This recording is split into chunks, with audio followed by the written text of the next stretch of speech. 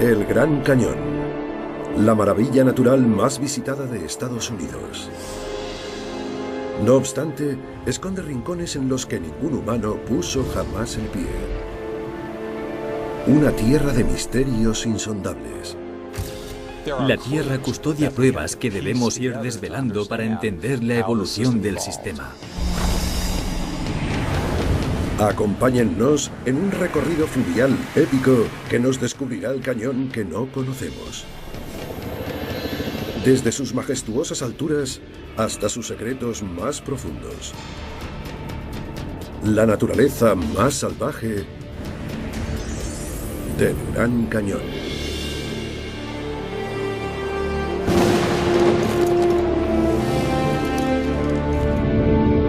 El Gran Cañón.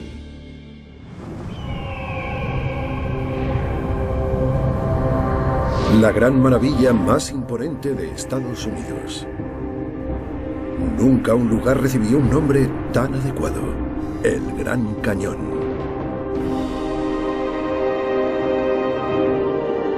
Uno de los escasos accidentes terrestres que pueden divisarse desde el espacio.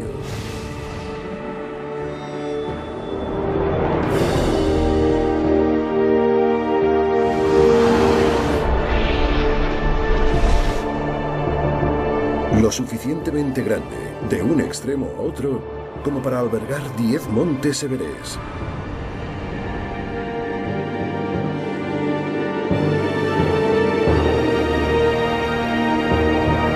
Paredes rocosas que caen en acantilados de más de 1500 metros.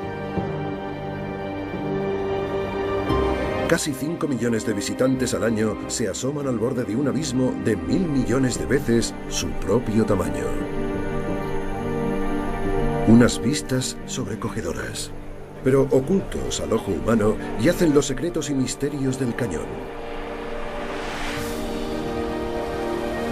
Solo pueden contemplarse descendiendo a las profundidades de este inmenso lugar. Hasta el río Colorado. La fuerza que originó todo.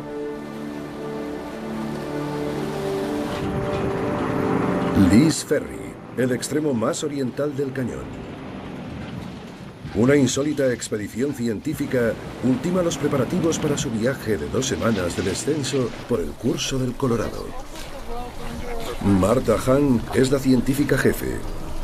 Junto con su equipo, recorrerá todo el trayecto del río.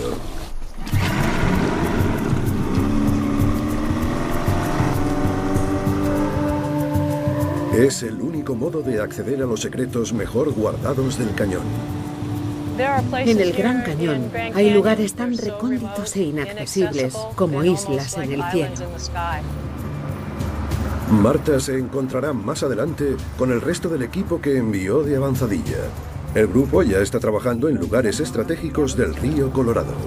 Cada uno tiene su misión. Cada uno tiene un enigma científico que resolver. Entre ellos, el más inescrutable de todos, encomendado al geólogo Carl Bowman. Observar el historial geológico en un lugar como el Gran Cañón es como contemplar las estrellas. Son formidables los lentos procesos que van operando en el relieve a lo largo de períodos increíblemente extensos en el tiempo. Los procesos que dieron forma al cañón siguen maravillando a los científicos. Un río que debía transcurrir en otra dirección. Capas de rocas de edades muy dispares, asentadas unas encima de otras. ¿Podremos resolver alguna vez estos misterios? Cal lleva casi 25 años estudiándolos. Y gracias a ello, ha aprendido mucho sobre la propia formación de la Tierra. A 53 kilómetros de donde empezaron, la expedición se detiene en un punto clave en la línea cronológica geológica del cañón. Este inmenso anfiteatro natural, la Red Wall Cavern, se erige como testimonio del poder del agua. Corrientes inmensas que arrastran la arena suspendida son las causantes de todo esto. Toda esta arena está en suspensión, araña las paredes, puliéndolas, y arranca la caliza alrededor de la curva del remolino, horadando una Red Wall Cavern cada vez más profunda. Los restos de fósiles de las paredes revelan que el cañón fue, una vez, el fondo del océano. Un extenso campo de plantas acuáticas. Estarían por todas partes, auténticos jardines de plantas en los fondos marinos someros que filtraban el agua del mar para alimentarse. Los fósiles ayudan a establecer con precisión la edad de esta caliza en 340 millones de años. El proceso de fechado es de suma importancia para los geólogos, porque no muy lejos, río abajo, la línea del tiempo se pierde. La expedición se concentra ahora en un lapso temporal de 1000 millones de años que ningún experto ha podido explicar aún.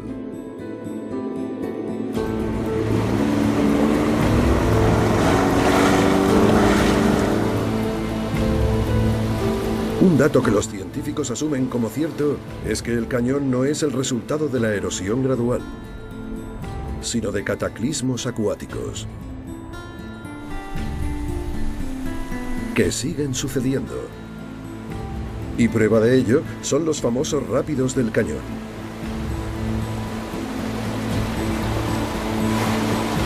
Unas de las aguas rápidas más traicioneras del mundo.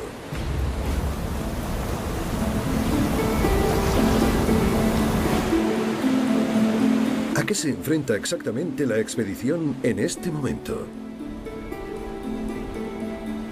El Gran Cañón posee un rápido importante casi cada 3 kilómetros.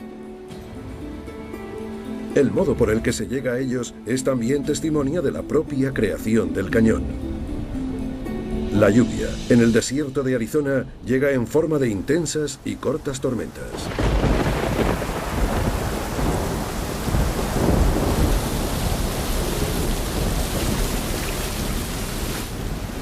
Que inundan áreas inmensas. Millones de toneladas de agua canalizadas y concentradas en estrechos cañones.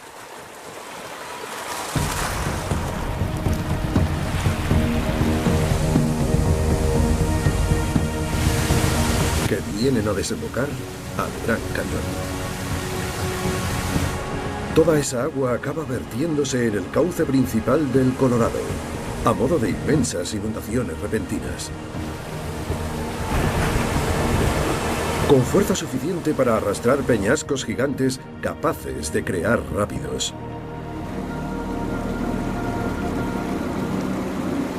Por eso, junto a cada cañón lateral, hay un rápido. Las inundaciones repentinas también contribuyeron a la formación del Gran Cañón en sí mismo. Antes de que el hombre se interpusiera en su camino.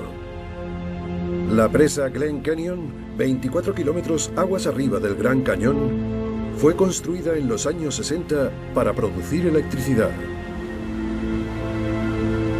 Esta estructura artificial de apenas 40 años de antigüedad ha congelado el viejo cañón en el tiempo, reduciendo drásticamente el caudal del Colorado y su capacidad para seguir erosionando la roca. El cañón nunca será más profundo. Sus rápidos, sin embargo, siguen acusando el efecto de las inundaciones repentinas a través de los cañones laterales.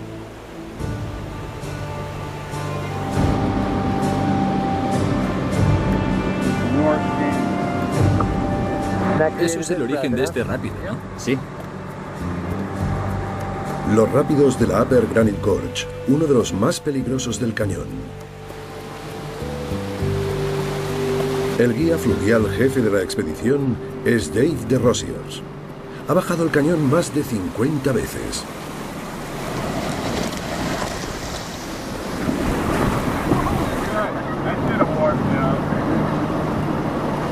Pero este tramo siempre es complicado.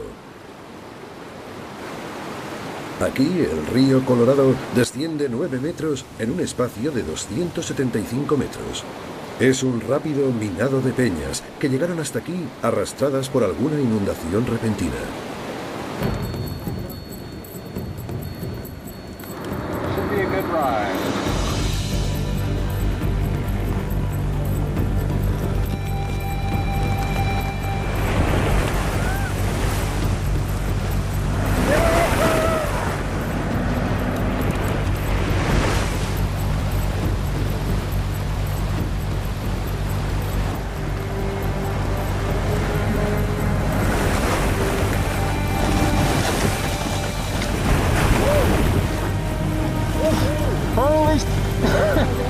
Es un recorrido trepidante y puede llegar a ser peligroso.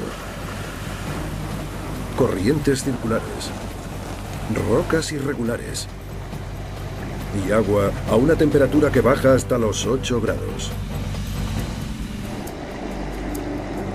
En los últimos 20 años, casi 2 docenas de personas han muerto ahogadas por hipotermia o por ataques cardíacos en las gélidas aguas del Colorado.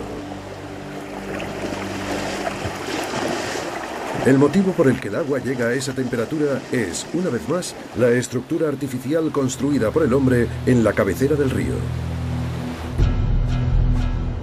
La presa Glen Canyon vierte en el cañón agua procedente de las profundidades del lago. Por eso está tan fría. Por si fuera poco, la presa también ha distorsionado el equilibrio natural de la vida salvaje del cañón. Sobre todo el de un extraño y antiguo pez llamado Gila cifa o carpa jorobada.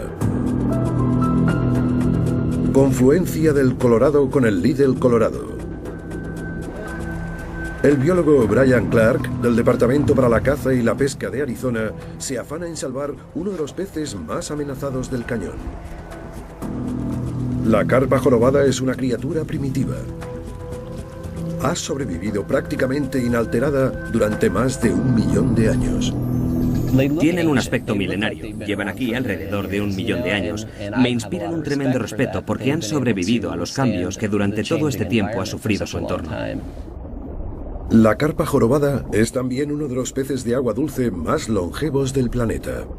Algunos individuos alcanzan los 30 años de edad. Si bien en la actualidad la carpa está gravemente amenazada. Se calcula que no quedan más de 6.000 ejemplares.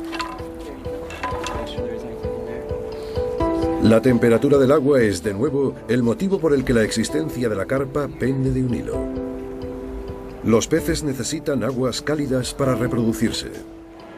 El descenso de la temperatura del agua provocado por la presa Glen Canyon ha inducido otro descenso, el de la población de peces, que se han visto obligados a huir a las aguas más someras y cálidas del Little Colorado.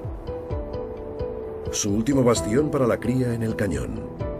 Y ahora se enfrentan a una nueva amenaza, potencialmente catastrófica. Arizona sufre una sequía pertinaz que los científicos asocian con el calentamiento global y que, a su vez, ha provocado un leve aumento de la temperatura del agua en Colorado. No el suficiente como para aliviar a la carpa, pero sí para permitir que uno de sus depredadores, la lubina estriada, no nativa del lugar, vaya ganando terreno río arriba, acercándose a uno de los últimos criaderos que le quedan a la carpa jorobada.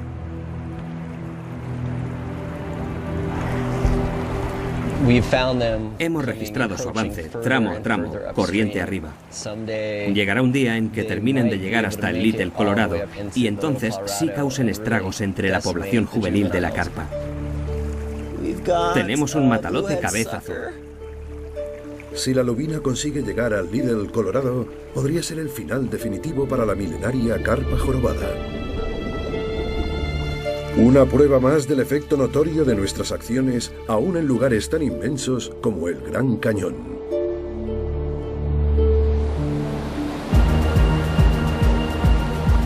De vuelta en la garganta Upper Granite, el segundo bote de la expedición está a punto de atravesar los rápidos, con la científica jefa Martha Hahn a bordo.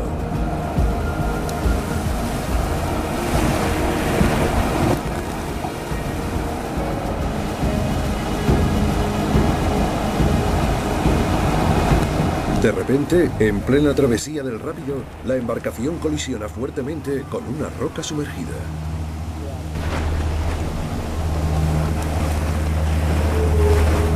El motor se estropea,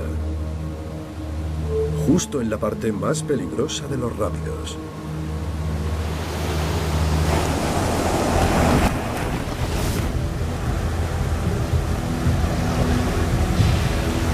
El bote de la expedición se ha vuelto ingobernable después del choque contra la roca. La tripulación se afana en volver a arrancar el motor.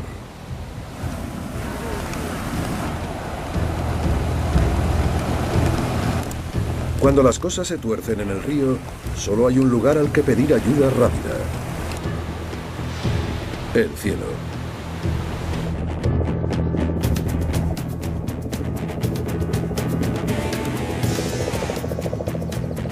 El servicio de helicópteros del Parque Nacional del Gran Cañón y el equipo de rescate permanecen a la espera por si hubiera una nueva emergencia.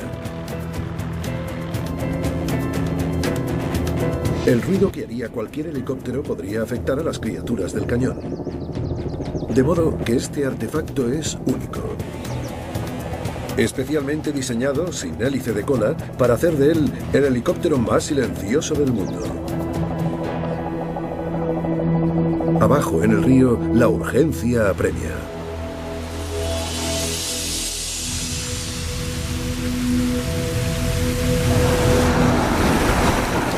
El guía fluvial Jerry Riley trata de volver a arrancar el motor.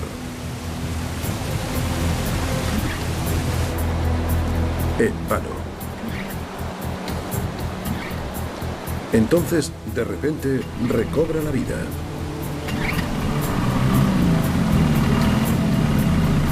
De haberse tratado de una tripulación inexperta, las consecuencias podrían haber sido mucho más graves. El golpe contra las rocas ha hecho que se pare el motor. La pena es que hemos perdido el control y nos hemos desviado hacia uno de los agujeros más grandes de los lados. Pero menos mal que nos ha escupido.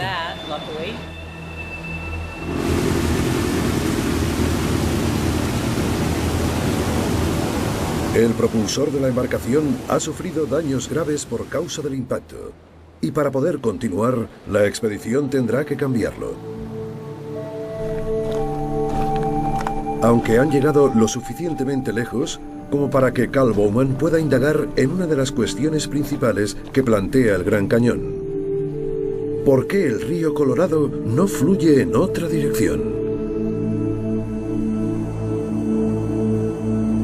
Durante casi 150 años, los geólogos supusieron sencillamente que el río Colorado había excavado el cañón con su fluir, abriéndose camino a través de las rocas. El problema es que no hay apenas una posibilidad de que sucediera de ese modo. Lo que ocurrió hace unos 5 millones de años en torno al kilómetro 112 del río es geológicamente imposible. El antiguo río Colorado fluía de norte a sur. La lógica dice que así debería haber seguido. En cambio, a la altura del kilómetro 105, más o menos, ocurrió una cosa. En un tramo de apenas 7 kilómetros, el río gira de repente a la derecha, lo cual lo encamina directamente hacia una barrera montañosa de 600 metros de altura. Y más allá. ¿Por qué lo hizo? ¿Y cómo la atravesó? Actualmente se barajan muchas teorías, pero no sabemos por qué. Es un misterio geológico que tratamos de resolver. Una explicación podría ser que el río Colorado fluyera originalmente en la dirección opuesta a la actual, y que un cataclismo geológico provocara la inversión del curso. Otra teoría es que todo el cañón fuese el resultado de la emergencia de un megalago que empujara agua en cantidad y fuerza suficientes para atravesar la pared de roca. Los geólogos llevan 150 años estudiando el cañón y en ese tiempo han acumulado muchísimos conocimientos, pero siguen existiendo grandes incógnitas en torno a la historia del Gran Cañón y del río Colorado. Los primeros humanos que habitaron el Gran Cañón albergan creencias diversas respecto a su formación. Octavius Seutewa, de la tribu nativa americana de los Zuni, es un miembro imprescindible de la expedición. Nuestro pueblo procede del cuarto mundo subterráneo. No podían ver. El Ser Supremo quería que las personas subieran a la superficie y vieran la luz del sol. Así, les enseñó el modo para evolucionar y adoptar forma humana. Cuando emergieron, al principio, tenían manos palmeadas y cola, más parecidos a los lagartos. Octavius ayudará a la expedición a contestar algunas preguntas arqueológicas clave. ¿Acaso los primeros habitantes humanos del Gran Cañón estaban mucho más desarrollados y eran más numerosos de lo que nos imaginamos? ¿Había asentamientos permanentes en el cañón? Estamos trabajando con los servicios del parque. Hemos bajado hasta aquí para ayudar a los arqueólogos a identificar y a obtener más información sobre los asentamientos. La expedición arqueológica ha varado sus embarcaciones un poco más adelante, río abajo. Ahora están excavando en busca de indicios de los primeros nativos americanos que vivieron aquí. ¿Cuántos eran? ¿Cómo subsistían en este lugar tan salvaje y en apariencia inhóspito? 11 tribus nativas americanas, incluida la tribu Zuni de Octavius, vivieron en el cañón. Pero ¿durante cuánto tiempo? ¿Fue un lugar de paso o el punto donde establecieron su residencia permanente? Es como nuestra madre, el vientre del que procedemos, del que procede mi pueblo. Como soy el chamán del pueblo, he sido designado para ser el que baje al cañón. Como chamán de la tribu Zuni, Octavius Seutewa ha sido instruido en los conocimientos de la historia oral de su pueblo. Esta sabiduría ancestral le permite interpretar los símbolos que dejaron sus antepasados. La historia oral Zuni sirve de guía a los presentes arqueólogos para descubrir cómo vivieron y sobrevivieron los antiguos pueblos del cañón. El clima variaba de un año a otro. Había épocas de sequía y épocas de lluvias, pero siempre lograban encontrar un rincón en el que sobrevivir. Con todas las comodidades de las que disfrutamos hoy en día, es difícil imaginarse la dureza de la vida que nuestros antepasados llevaron aquí. Como parte del recorrido con la expedición principal, Octavius visita conocidos yacimientos arqueológicos junto a la científica jefe Martha Hahn.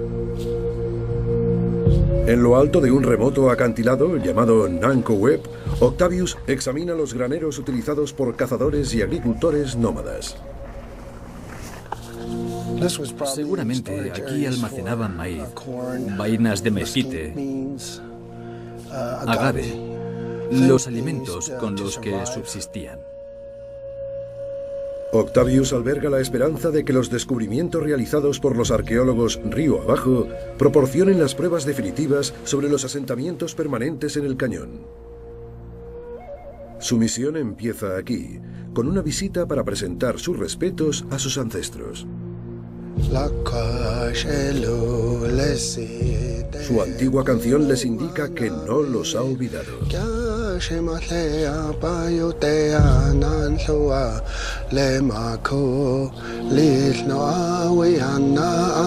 El pueblo de Octavius dejó el cañón hace cientos de años.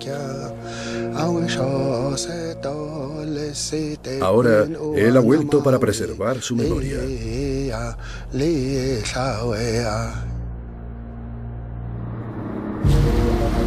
Su primer destino se halla un poco más abajo, por el curso del río, en una excavación arqueológica que podría ser definitiva, proporcionando pruebas que confirmarían la existencia de asentamientos permanentes en esta zona en la antigüedad.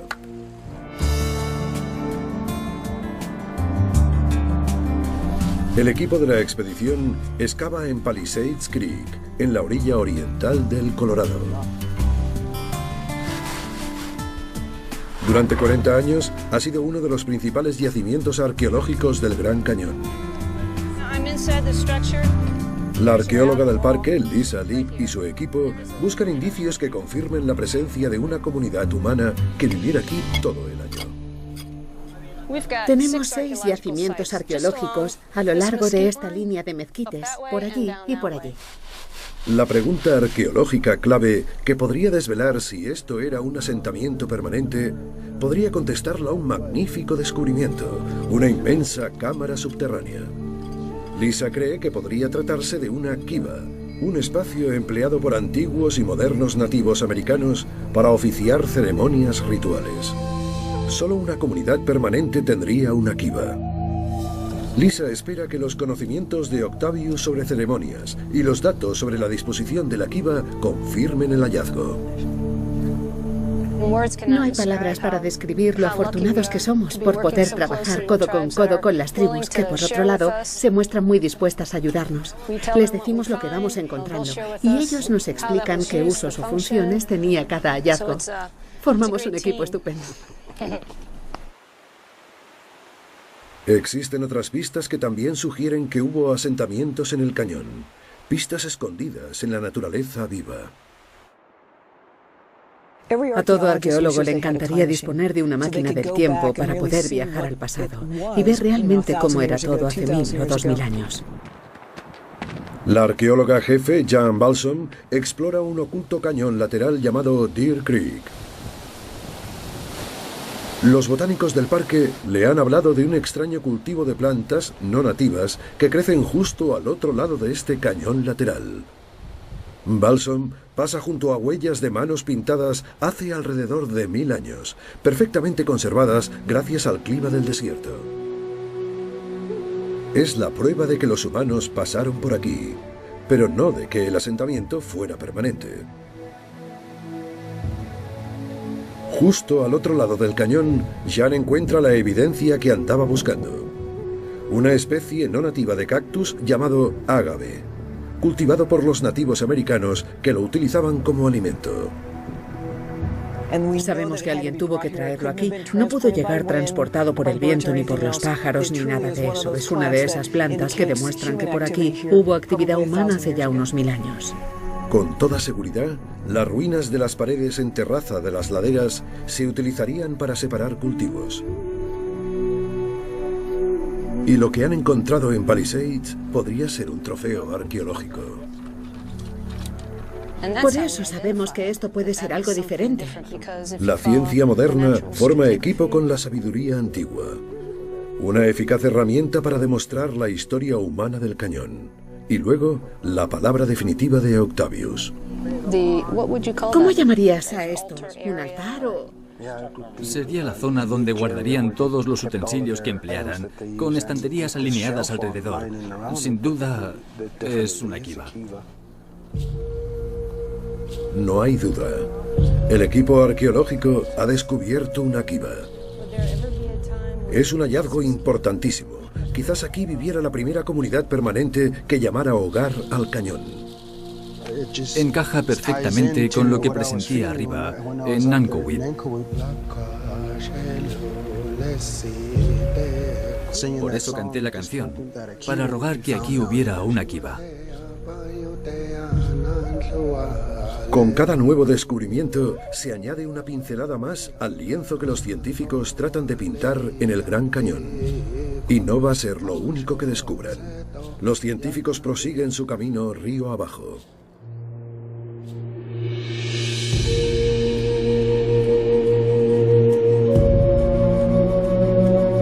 El Gran Cañón se antoja en apariencia un lugar inhóspito. Una inmensa extensión de roca árida y escarpados acantilados. Pero a lo largo de sus más de 600.000 hectáreas y sus casi 2.500 metros de altura, se reparten 5 de los 7 ecosistemas diferentes de la Tierra, desde el alpino al desértico. Si a alguien se le ocurriera ir andando desde Canadá hasta México, la transición en el tipo de plantas que encontraría de camino sería la misma que se da desde el borde septentrional del cañón hasta el fondo. De hecho, miren qué cambio más radical se observa en apenas 600 metros. Entre estos dos extremos se mueven los equipos botánicos de la expedición. Los botánicos Kylie Christie y Brian Rafe forman parte de un proyecto que persigue trazar el mapa de la vegetación de todo el Parque Nacional del Gran Cañón. Creo que la gente que trabajamos en el Gran Cañón desarrollamos una estrecha conexión con el paisaje. Podrías pasarte varias vidas aquí y solo habrías llegado a conocer una parte. Es una región inmensa.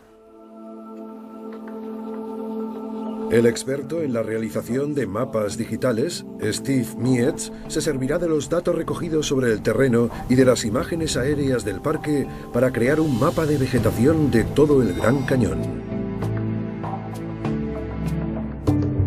La información sobre la vegetación es un aspecto básico e imprescindible para la gestión del parque, para su eficaz administración y su preservación para generaciones futuras. En el río, la expedición principal se une a otro de los equipos botánicos, el liderado por la botánica del parque Lori McCarrick. Es uno de los lugares que plantea más retos logísticos, sobre todo por su inaccesibilidad.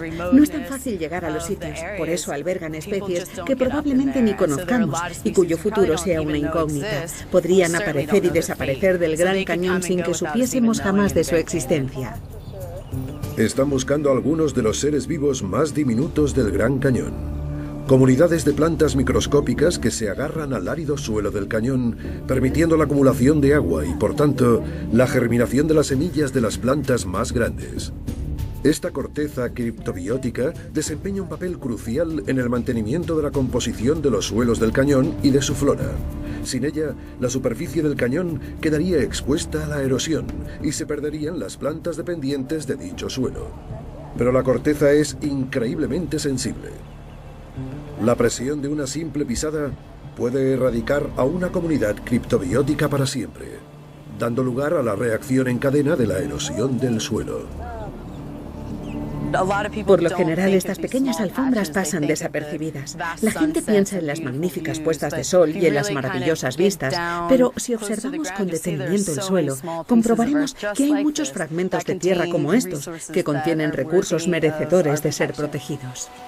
Cuando los equipos de análisis del terreno terminen su trabajo y completen el mapa de la vegetación del cañón, los científicos dispondrán de una extraordinaria herramienta. Podrán realizar el seguimiento de los cambios que se produzcan en la vegetación, indicador clave de una amenaza aún mayor que se cierne sobre nuestro planeta, la del calentamiento global. Vamos a utilizar los mapas de la vegetación para detectar los cambios en su composición, los cuales podrían ser un indicador de los efectos reales del calentamiento global y que eso está incidiendo negativamente en el mundo natural. La supervisión de la flora del cañón es un proyecto científico a largo plazo. Mucho más urgente es proteger la fauna. En particular, a dos de sus representantes más importantes, señores del cielo y de la tierra: el esquivo puma y el cóndor, en gravísimo peligro de extinción.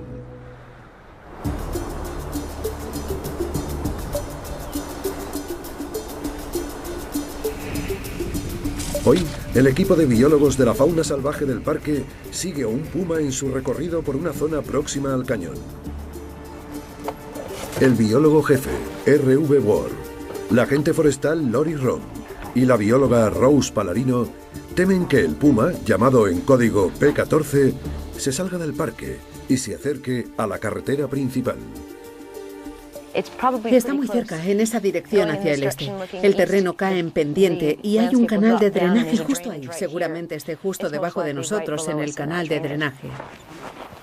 Solo el año pasado, 2 de los pumas del parque murieron atropellados por coches.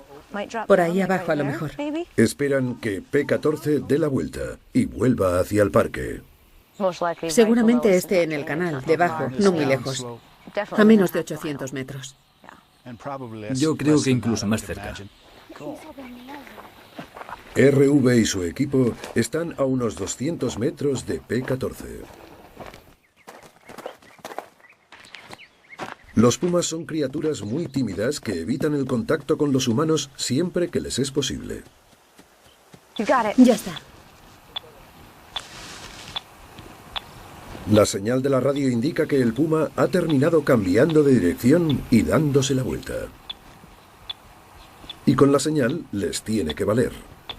Por ahora, cualquier contacto con esta misteriosa criatura es impensable. ¿Por qué? Por una horrible tragedia ocurrida hace no mucho tiempo.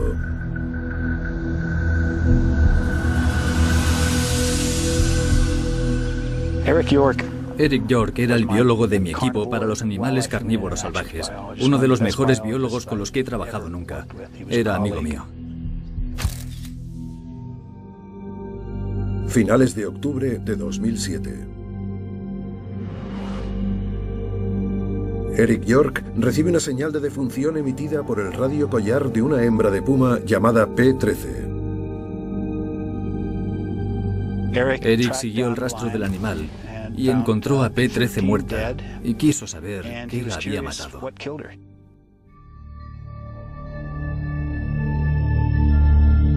Eric cargó al puma en su vehículo y lo llevó al centro de operaciones del parque.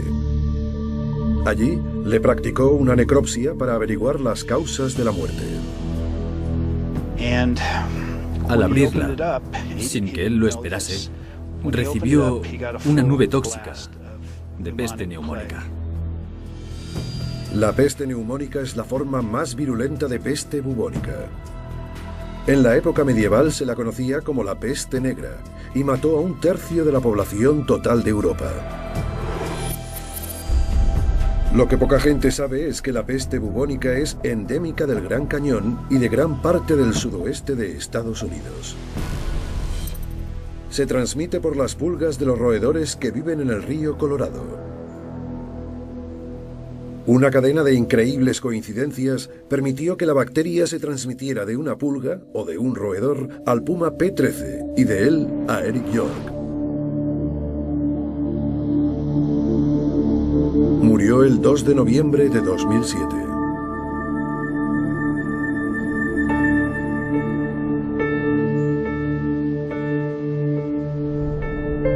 La muerte de Eric York fue producto de una posibilidad entre 1 millón. Mucho más frecuente es el sufrimiento que ocasiona en los animales la acción del hombre.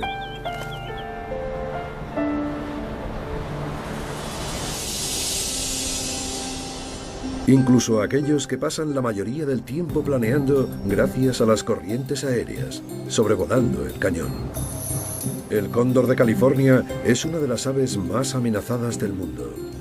Vive única y exclusivamente en la región suroccidental de América del Norte. Y arriba, en el borde del cañón, un científico cree haber contestado por fin a una de las preguntas que más quebraderos de cabeza causaba a los expertos. ¿Qué ha provocado la práctica extinción del cóndor? Es una de las aves más grandes y longevas que existen. Pero apenas quedan 300 ejemplares en toda la Tierra y de ellos, solo 150 en libertad. El cañón es uno de sus últimos bastiones, pero ¿por cuánto tiempo?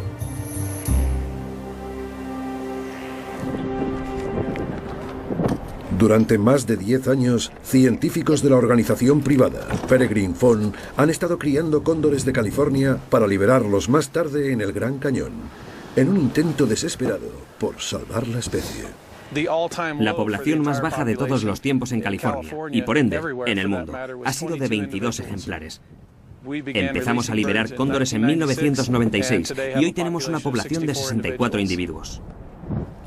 El biólogo Chris Parrish lidera un equipo que supervisa constantemente los cóndores del cañón. Tratan de resolver un problema. Los cóndores siguen muriendo misteriosamente y siguen en grave peligro de extinción. Ayúdame a sujetarle las garras. Mediante constantes análisis de sangre realizados en los últimos 8 años, Chris ha determinado que la causa de muerte más común del cóndor es la intoxicación por plomo. Pero, ¿de dónde procede ese plomo? La fuente era una incógnita, pero los síntomas inconfundibles. El sistema digestivo se les paraliza. Ellos siguen comiendo porque, claro, hambre tienen, pero el intestino no les funciona. Normalmente mueren de infección secundaria como resultado de la acumulación de carne podrida en el sistema digestivo, que se les paraliza completamente. La mayoría de los cóndores morían después de la temporada de caza en las zonas que bordeaban el Gran Cañón.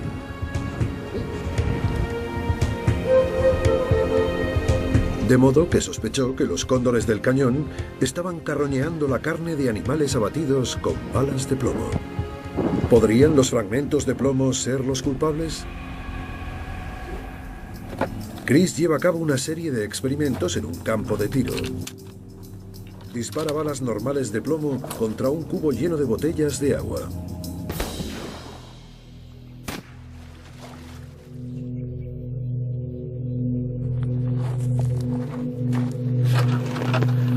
Se ve inmediatamente lo que sucede. Se ve aquí y aquí. Hay fragmentos en la propia tabla. Así que en un intestino puede haber entre 500 y 700 fragmentos. Esto es basura y se queda en el campo. Chris descubrió que por minuciosos que sean los cazadores limpiando las presas, siempre quedan fragmentos diminutos de plomo. Suficiente para envenenar y matar a los cóndores. Lleva a cabo una segunda tanda de pruebas, esta vez con balas de plomo y sin plomo, contra un bloque de gelatina balística.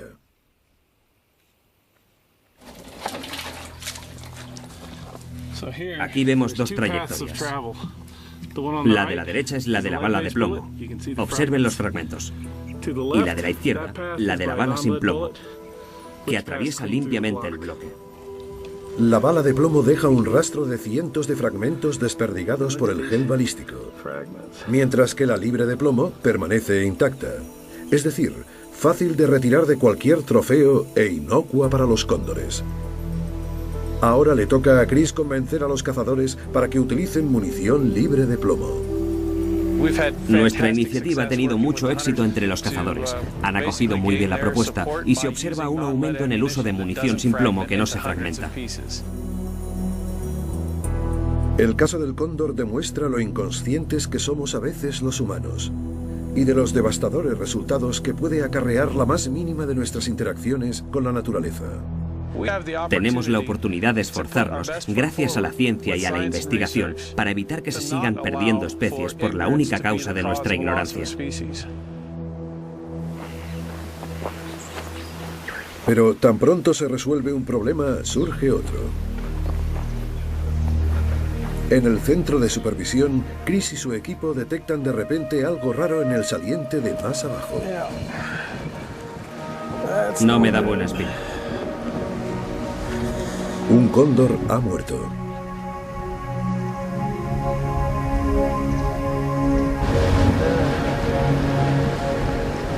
¿Qué crees que ha pasado? No lo sé, la última vez fue el plomo. Es una pérdida irreparable. Tienen que averiguar la causa.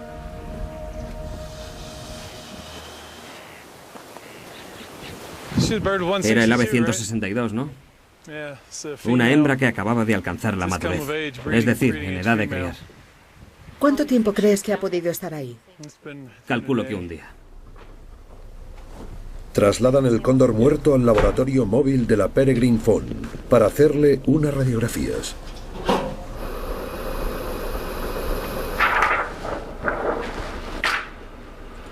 Oh, no.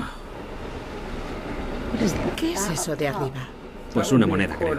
No. Al cóndor se le ha atravesado una moneda en la garganta. Incapaz de alimentarse, habrá sufrido una muerte muy lenta. Y todo por culpa de la ignorancia humana.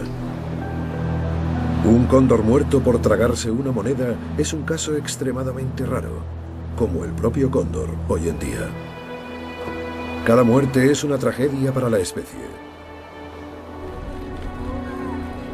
El mirador en el borde meridional del Gran Cañón. Los visitantes arrojan monedas al vacío y piden deseos.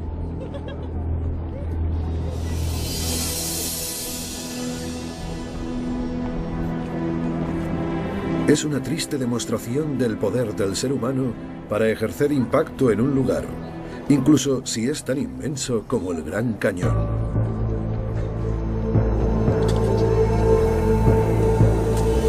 Ya sea con una enorme estructura como la presa o con un pequeño objeto como una moneda.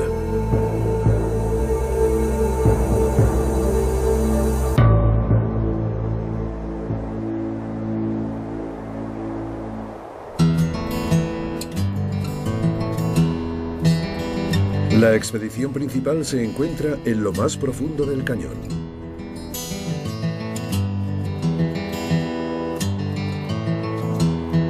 Hasta ahora, el Colorado ha ido horadando suavemente su travesía con el tiempo, ahondando su caudal a través de capas y capas cada vez más antiguas de roca.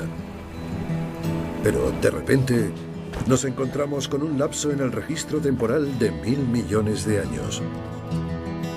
Este es uno de los grandes misterios geológicos planteados por el Gran Cañón. Esta roca tiene unos 1700 millones de años. Sí, 1700 más o menos. Y de repente aparece esta con solo 525 millones de años. Esta línea de aquí marca el intervalo de 1000 millones de años de historia terrestre que se ha borrado de esta parte del cañón. El vacío temporal que separa estas dos rocas es lo que llamamos la Gran Discordancia. La Gran Discordancia es un misterio geológico de dimensión planetaria. Pero en ningún sitio la evidencia es tan palmaria como en el Gran Cañón.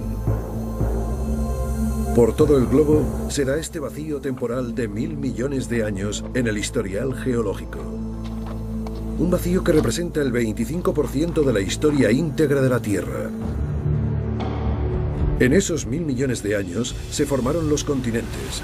Surgieron y desaparecieron cadenas montañosas. Se llenaron y vaciaron océanos. Se produjeron erupciones volcánicas masivas. Pero no queda ni rastro de todo aquello. Sin embargo, durante esos 1000 millones de años se creó la Tierra tal y como hoy la conocemos. Los científicos solo pueden suponer cómo durante esos 1000 millones de años evolucionó la vida a partir de bacterias primitivas hasta crear organismos complejos.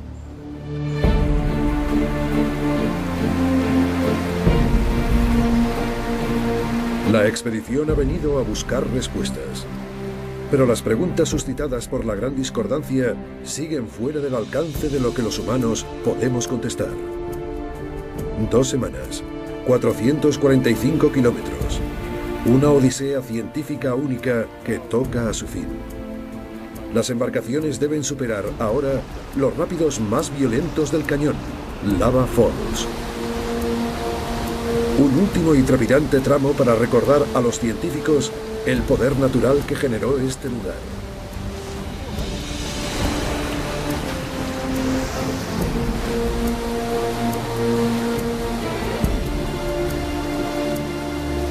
Después del Lava Falls, habrán superado todos los rápidos.